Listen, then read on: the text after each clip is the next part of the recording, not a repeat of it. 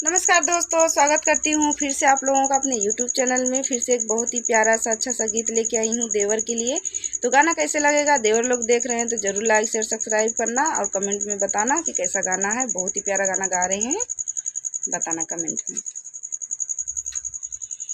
देवर तोहरे नियत पे बाबड़ी खोट, देवर तोहरे नियत पे बाबड़ी खोट, देवर तोहरे नियत पे बाबड़ी खोट। अरे जब हम जाई अंगना दुआरे, अंगना दुआरे हो अंगना दुआरे, लेके आवे बर्गर चाउमिनिया खियावे, देवर तोहरे नियत पे बाबड़ी खोट, देवर तोहरे नियत में बाबड़ी खोट, देवर तोहरे नियत में बाबड़ी खोट।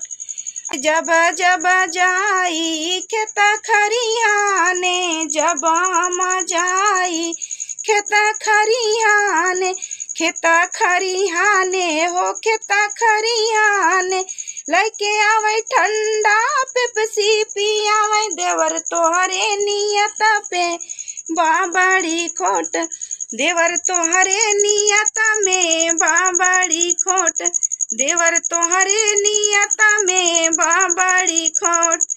अरे जब हम जाई राम रसोइया, जब हम बनाई राम रसोइया, राम रसोइया हो राम रसोइया, संगा संगा रोटिया बेलावई हमार, देवर तोहरे नियत पे बाबड़ी खोट, देवर तोहरे नियत में बाबड़ी खोट, देवर तोहरे नियत में बाबड़ी खोट, देवर तोहरे नियत में बाबड़ी खोट।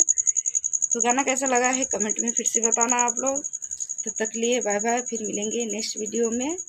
तो दोस्तों गाना अच्छा लगे तो लाइक शेयर सब्सक्राइब जरूर कीजिएगा, भूलना नहीं।